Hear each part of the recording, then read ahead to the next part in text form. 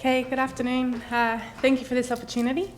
I'm slightly intimidated. There's a lot of diverse knowledge in the room. So in the questions at the end, just be gentle with me. So I was asked to present today because I've taken 2 breaks from service to do volunteer work overseas, working within NGOs, both a local one and a couple of international ones, none on the top 5. In both cases, the first time in Zambia and the second time in Senegal, my aim in volunteering was to be an advocate for gender equality. And this is something I've long been passionate about. I can't even remember when it started. I was not there as a military member, and in the countries that I went to, I was advised not to tell them that I was military, not to tell the locals I was military because of the ramifications or implications of people in uniform and what that meant to the locals.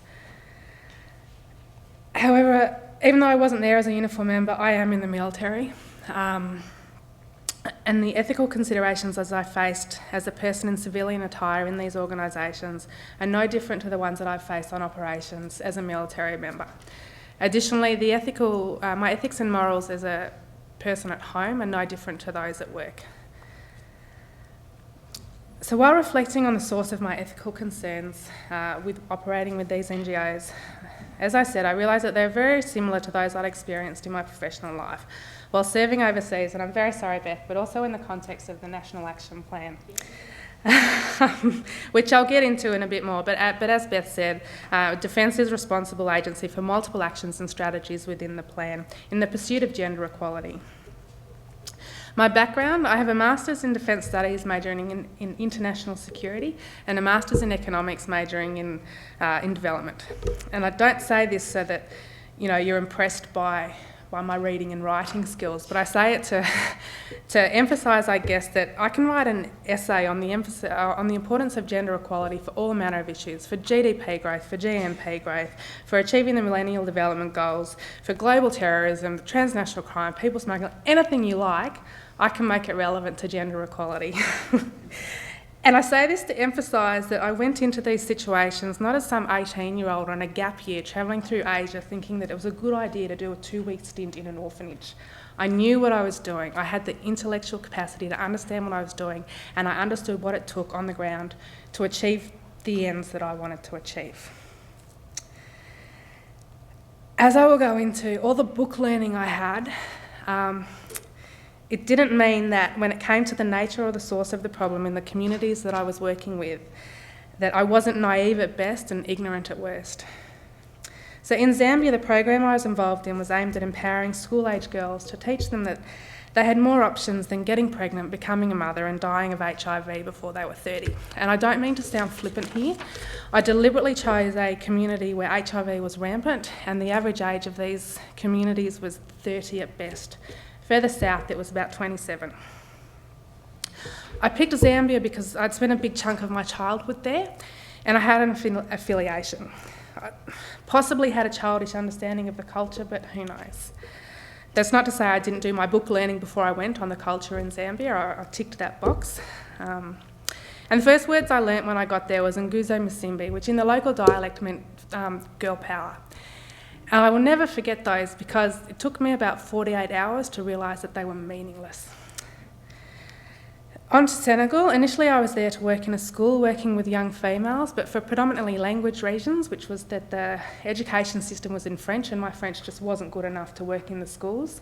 I ended up switching my focus. I did a crash course in Wolof, which was the national language in Senegal, and instead I spent my time there working with Talibé, not Taliban as I thought when I first heard it, but Talibé, which are street kids. Their parents sent them from their home communities to live in the big city. They lived in little small hostels, is a generous way of describing them, under the care of these men called marabouts. The marabouts' job was to teach these kids how to be a good Muslim, which essentially looked a lot like rote learning the Quran.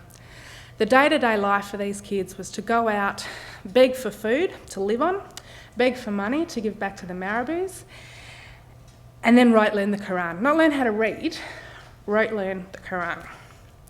So I spent my time going around these various communities and hostels, giving these kids basic first aid. And I found this significantly more rewarding than anything I'd done before as a volunteer, both in Australia and overseas. predominantly because I could see where my money was going. It was going to buying health supplies, and I could see the difference I was making, albeit how small. Like most people who volunteer or who serve in the military, I have the best of intentions. But I wonder if sometimes when we try to change the world, we are doing those we intend to help a disservice, because it sets them up for failure or because we're setting ourselves up for failure. We're trying to address local problems with our Western solutions.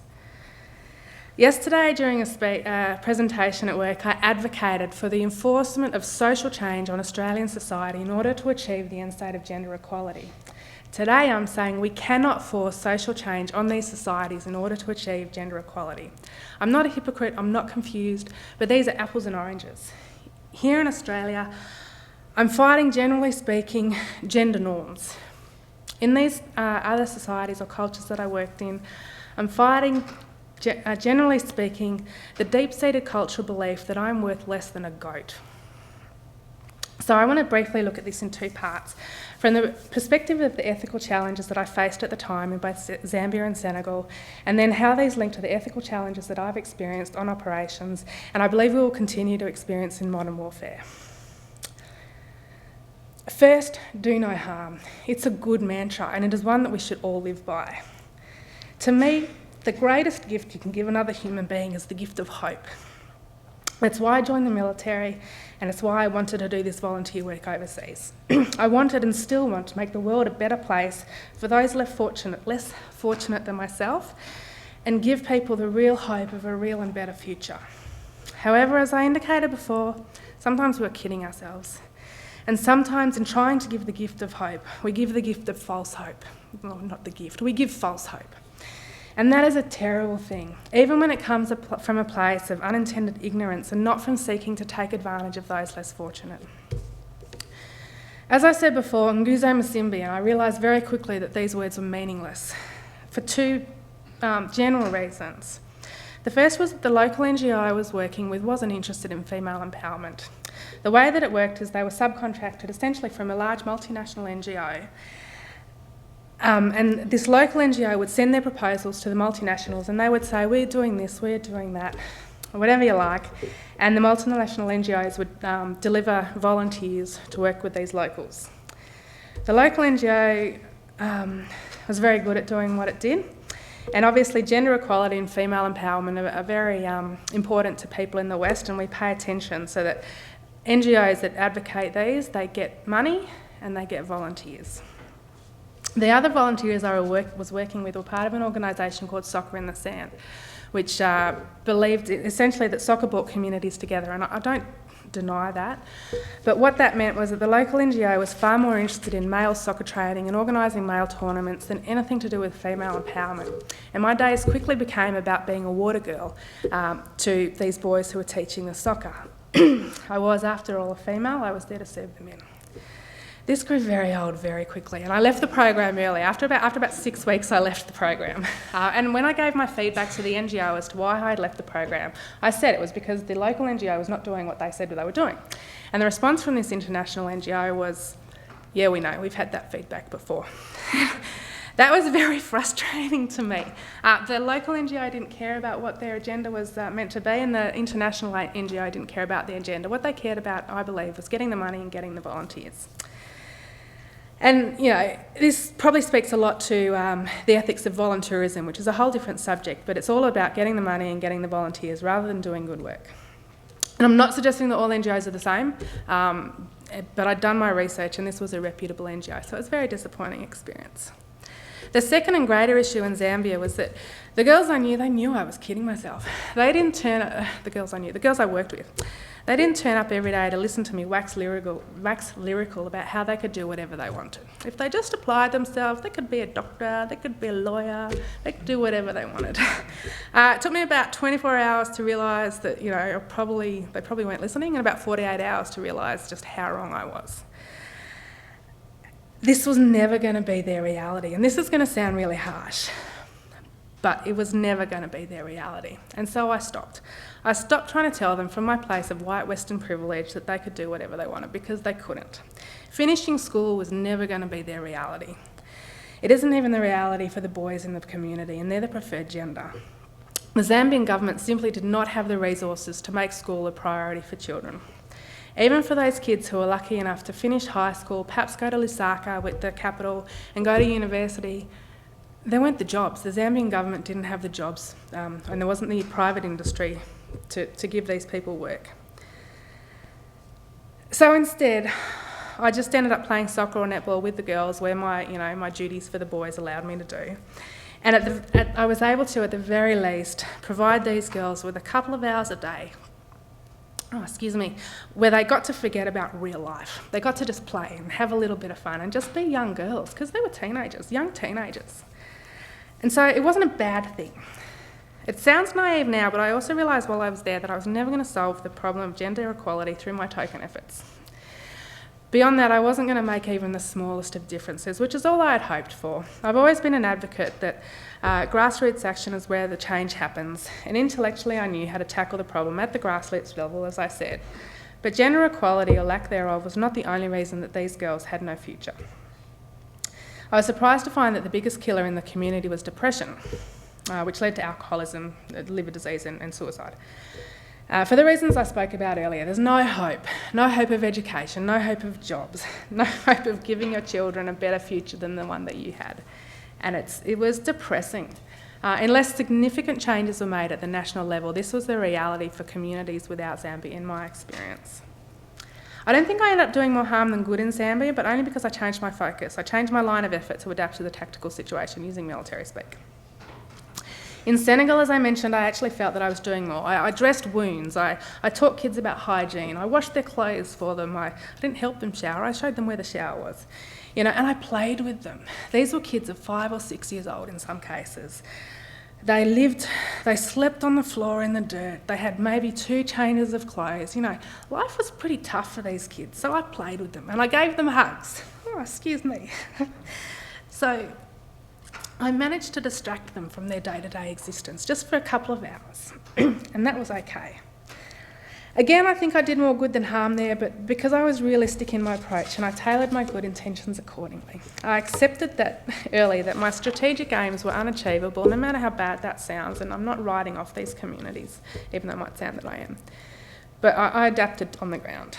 So how does this equate or translate to the work that I've done in the military on operations and the challenges I see in modern warfare from this quite narrow perspective? The National Action Plan sets out what Australia will do at home and overseas to integrate gender perspectives into peace and security efforts, protect women and girls' human rights, and promote their participation in conflict prevention, management and resolution. And I apologise, I'm reading this straight off my bit of paper. It then goes on to talk about how women are excluded from formal decision-making processes around preventing conflict and the solutions, which is... It identifies that this is a bad thing because they have higher stakes than men and boys oftentimes, and so their issues not being considered as part of the solutions means that their issues are not being addressed. Talks about how the violence and inequalities and underrepresentation that women and girls face in conflict-affected settings do not exist in a vacuum. Women and girls' differential experiences and conflict are shaped by their gender roles and their relative status in society in times of peace.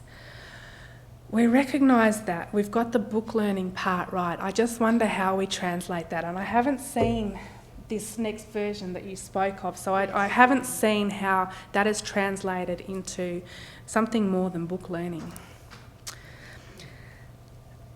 The National Action Plan, I don't disagree with it. I think it's all very noble, and I don't disagree with any of the intentions or the actions that are expressed in the plan. And I also think that some of the aims, and we're talking about female involvement in Indigenous capacity building regionally, encouraging female involvement in police forces and the like. These are realistic short to medium-term goals. We can achieve these things. So I'm not dismissing the plan. I think it's a great start. And at the very least, we're acknowledging the problem and we're having the conversation. The plan also talks about commitment to humanitarian law and human rights. But I find myself wondering, same thing I wondered when I left Zambia and Senegal, and Afghanistan. After we go in and we do our thing, do the countries and the communications have both the capacity and the intention to follow through? Looking now at my experience to Afghanistan to illustrate, Female engagement teams, I think they're great in theory, and my exposure to these was on the peripheral. I was never directly involved in any of the female engagement teams. I was strictly an observer. We sent these teams out to talk to these women and to find out what the issues were. I never saw these issues to translate into national agendas, and I wonder if we were giving false hope, setting these women up for failure and quite possibly violent backlash. They had the expectation that the military would help them. We talked about it. We emphasised how much we cared and how important it was. But what did we achieve? What did we change in Afghanistan? How were or are our efforts reflected in any realistic medium to long-term measures of effectiveness of improvements of gender equality? And perhaps it's too soon to tell. Perhaps I will be pleasantly surprised in a few years' time, and I hope so. And it's not to say I'm saying anything about our efforts in Afghanistan. I'm not trying to say that they're all bad. I'm just saying in very particular in the gender equality, very narrow corridor there. Gender equality is a very popular subject, and as I mentioned before, it's a great tool to get money from the benevolent West. Are we being sold a story though? When I got home from my second trip to Africa, I read a book called Do Muslim Women Need Saving? And it articulated so much better than I could my ethical concerns that I had bubbling away in the back of my mind over my times as a volunteer and my times in the military. It talked about how an enduring theme was that we have commercialised and we have politicised women's rights. We're attempting to save women, and not just Muslim women, from their own cultures. And perhaps that's not addressing the root of the problem. And I also suspect we have no real understanding because we're applying Western solutions, sometimes in the absence of context or understanding of the actual communities or the areas that we're working in. Additionally, by placing women into positions that their societies are not ready to accept, are we increasing the threat to them? Noting the comments at the start of the National Action Plan, it is probably more dangerous to be a woman than a soldier in armed conflict. The thing that we need to be careful of is increasing the danger to these women, raising them above the detection threshold through our actions and making them targets for those who would exploit them or those who would use violence to control them. I spoke earlier about how the NGO in Zambia had no intention of advocating women's rights. And I felt that during my time in Afghanistan, those that could make the changes had no intention on delivering on the changes, some of the changes that we were advocating, which is where I think the FETs in particular failed to deliver, the female engagement teams. Women's issues were accepted as important during negotiations because the people we were negotiating with weren't stupid and they knew what we wanted to hear. They're always the first to fall off the agenda, it seemed, at the Kabul level. You know, I'm not actually sure, you haven't rung the bell yet, so I think I'm good to go. Or did I miss the bell? No, it's 2 minutes too. All right. So, using one example, in Orezgan, I was in the governor's mansion in Tarankout with a group of local power brokers or warlords, as whatever you want to call them. And I was lucky enough to be at the table, and I was listening to people talk, and sitting next to me was a guy, American, whose unfortunate title was he was in charge of peace and reconciliation in Orezgan. And the mayor of TK, when he introduced himself and heard what this guy's title was, he laughed. It was a little bit vindictive and a little bit, he just thought this was funny. And he said to this guy, okay, you tell me how you were going to achieve peace in Afghanistan. And it to me just summed up how little we understood the problem and how little these people had the intent to address the issues that we were pushing, our agendas.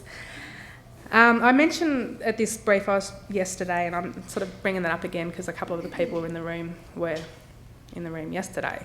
I mentioned that this, one of the most powerful things I've ever read was a letter from Birmingham Jail written by Martin Luther King. And you know, a lot of the themes just resonate for me. And one of the things he said in this letter is those who have power have no, not inclination. Why would they give up that power if they didn't have to? We're going to have to probably force them to give up that power. Intellectually, I knew this. I knew about warlords, and I knew about people manipulating Western agendas and telling us what we wanted to hear. But this day in the governor's mansion in Tarankout, this was the day I realised it emotionally, and I'm not going to forget the sound of the mayor's laughter. So, and despite how it might come across in this talk, I'm ever the optimist. And I do believe that we can and should make the world a better place. And we should always do what we can to make the world a better place. But this optimism can make me naive in the face of all facts and all intellectual logic. I like to think that people have the best of intentions, and so it's sometimes a bit of a shock to me when I realise that they don't, or that their best of intentions relate only to them, or that they would willfully exploit another human being for their own gain. So this is part of my ethical dilemma in how we do business. And finally, I would raise that as a volunteer, I picked my agenda based on what was important to me. As I mentioned, this did not translate into what was important for the community. And while I can probably make a fairly reasonable argument about why gender equality is the source of all solutions to all problems, the communities have to be ready. And while it is a fundamental human right, gender equality is a fundamental human right, so are so many things that are lacking in the communities and the countries that we deploy to after they have descended into chaos. Before you were talking about the rape of this boy, and Chai Boys is goodness me, it's a horrible thing. But where have we put that on our agendas? Where does that feature on when we have our negotiations with the Afghanistan government, or even with the local, not warlords, power brokers? We prioritise gender equality, for example, over access to clean water. We go in and we build schools because education is sexy, when in reality building toilets is actually probably better for these communities. But it's less glamorous, and it doesn't make the news, and it doesn't get us the feedback that we want, the positive reinforcement that we're doing a good job. So to very briefly summarise the points that I've hopefully made, whether we're a military or an NGO, from a purely ethical point of view, if we are seeking to improve social structures in a society as part of our mission or as part of our line of effort, three things I would take away, and that probably hopefully sum up the biggest ethical challenge that I've come across. It is not for us to decide which fundamental human right or fundamental human rights are important to the community. It cannot be about what we want, but what the communities need, and it can't be about the changes that we want to see. It has to be about what is realistic in the communities that we are operating with. And none of this is achievable without us spending time in the community. Book learning is great, but unless we spend time understanding the unique nature of the problem in the context of that community, we cannot do no harm, or we cannot do as much good as we would like to do.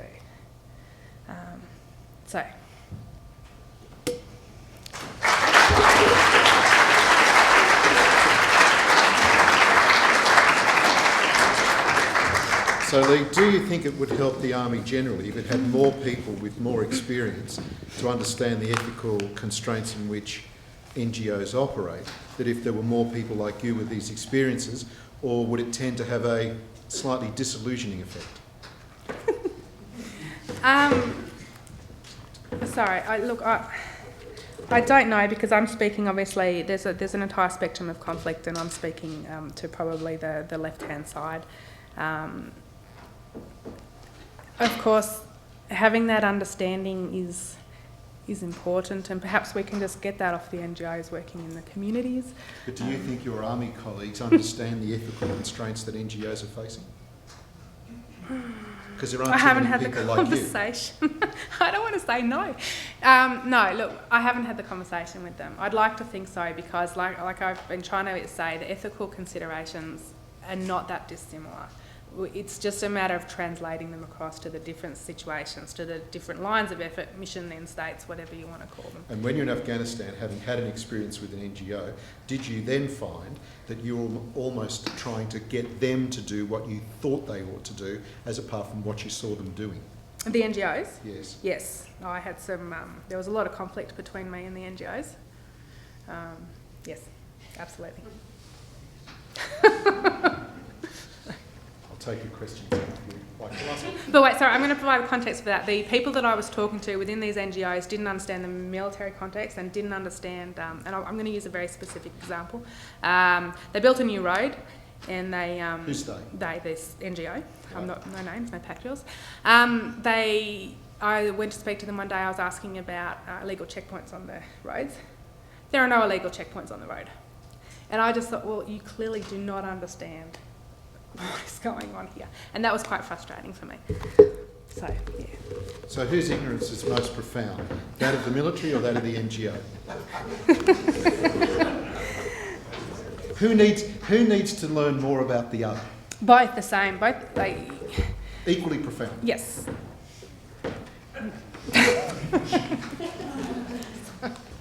And going question over there. I think I could probably be heard actually, Lee. Lee, wonderful talk, and fantastic to actually hear a person coming forward and talking about this issue of equality of rights. I think you speak to something that is extremely precious to a lot of women who join the military, and I know that from having talked to a lot of women who've joined the military, and this issue is very, very important to them, and we ignore it at our peril. Not only are you in the military to make the world a better place for men, but you are in the military clearly to make the world a better place for women. And I think I can only say, please don't become disillusioned. Please don't lose your enthusiasm for this issue, because I think you're right. The world will be only a free and better place when both genders recognise the importance and specialness of the value of both genders.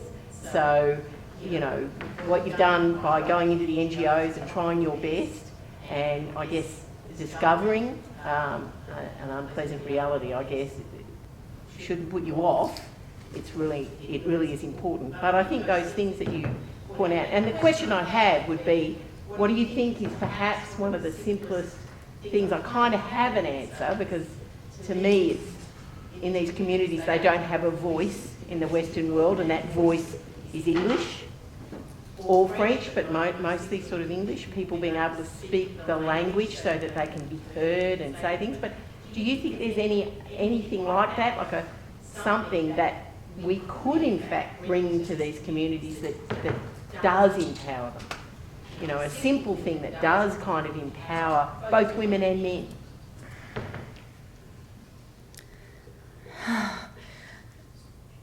No.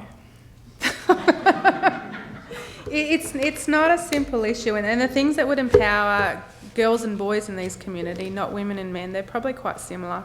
And you're talking education, and you know, access to basic hygiene, but education is how we're going to change the world. You know, in my optimistic, naive point of view, we can do this, and that's probably the most powerful tool. And so it requires an all-of-government investment. Oh, absolutely. So it's a systemic thing. Yeah, absolutely. Yeah. Charlie, you got a question? Wow, what an eye-opening presentation. And please don't be disillusioned. I'm not. I'm sorry. I didn't mean to come across as disillusioned. Because I'm an optimist. I'm 3 times older than you, so I can say you don't know what impact you may have had, and we won't know till. But talking about education, which I think is very cogent, and just thinking off the top of my head, is there a place for boarding schools or something that would be helpful to take some of the children out of the environment, with the idea that someday they will return and be killed by the people who don't? I hope that is not the answer, but... No.